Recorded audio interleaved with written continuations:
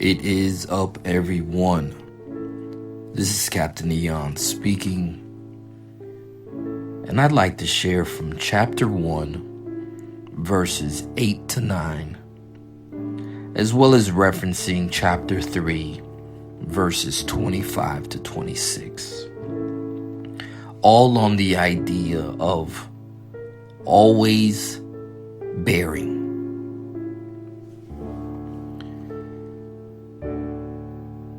Just yesterday, I came across a video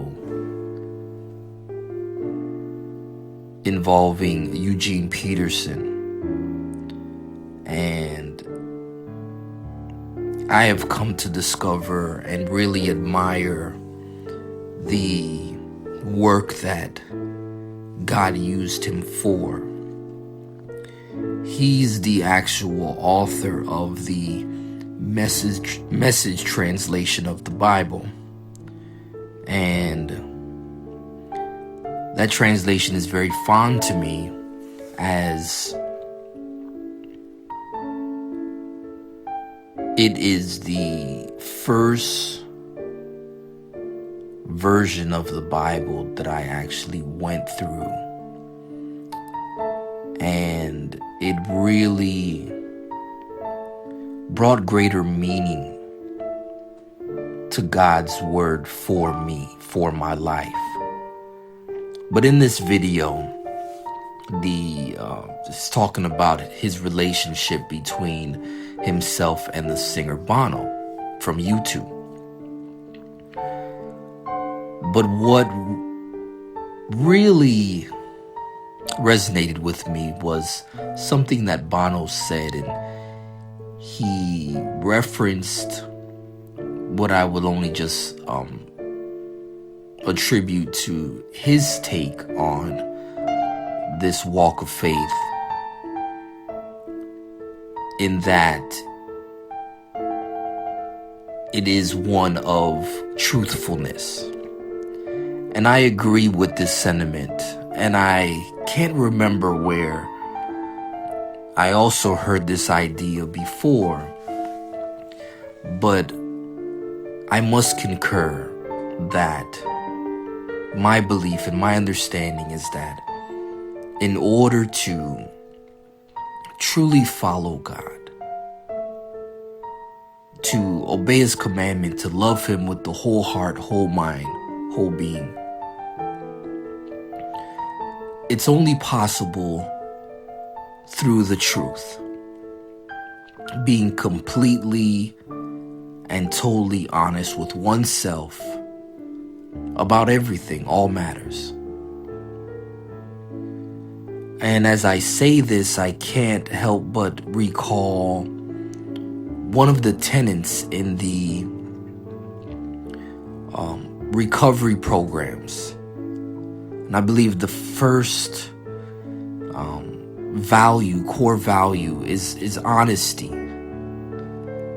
And it is the best policy. There's no greater power than the truth.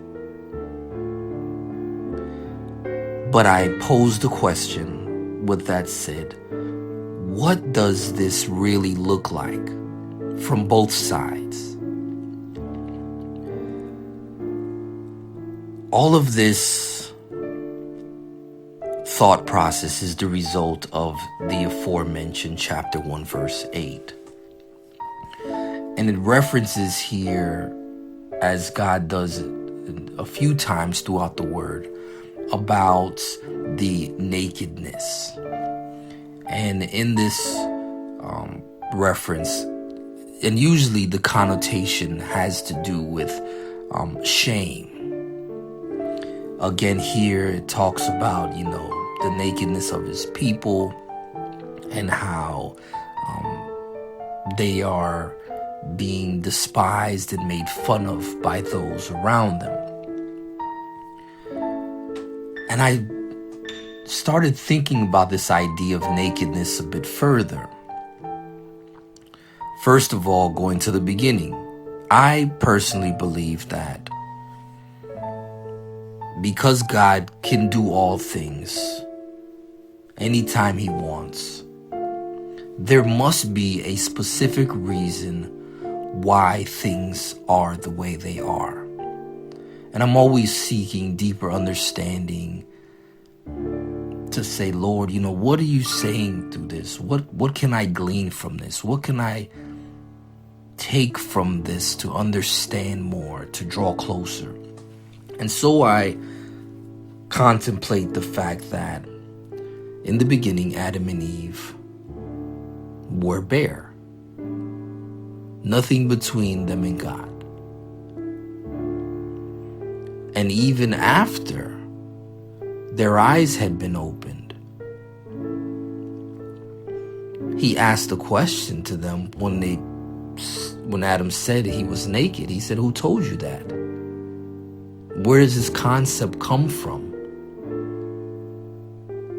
And because he was hiding, no longer up front, So I started thinking about this, and then, you have the saying, we're born naked, and when I say you die naked, that doesn't mean like the time when you die, you're naked. But I think I was actually watching this video today where they actually did an autopsy on someone on camera, and the commentary for it was, this is the first person in the United Kingdom to give the consent to do something like this for public display. But just thinking about it, after our spirit is gone from this mortal casing, at some point this shell lays on a table somewhere naked. So what happens in the middle? Why do we start out that way, and why do we end that way? In the middle here is this, different part where it's like, we take so much care every day to be covered. And I use that loosely because the way things are now is there's really nothing left to the imagination.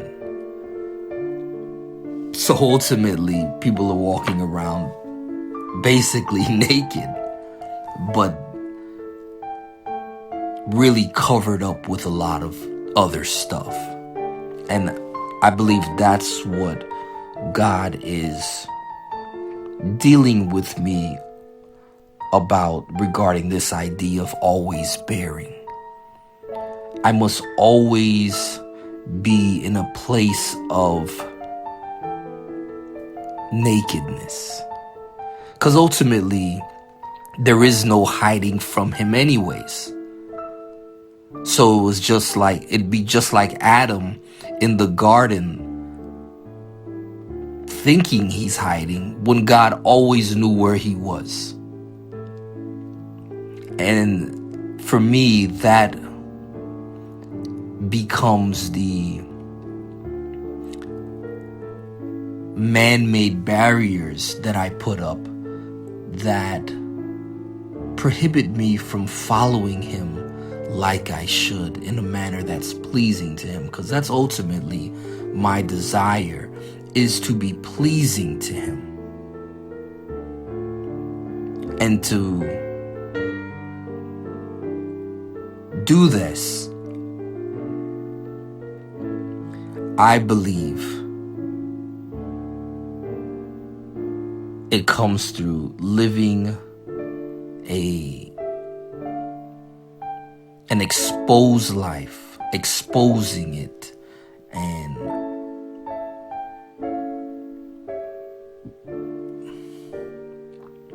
just putting it all out there, which I believe is acceptable to God, because I subject myself to a place of perpetual vulnerability.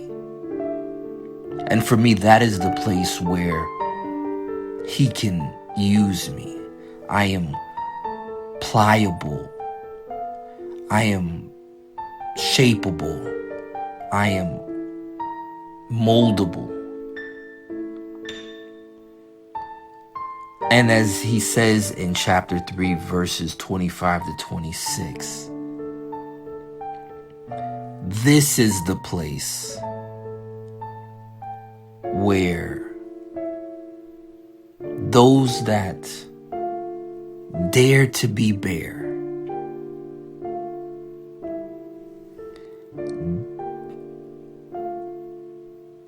have good waiting for them.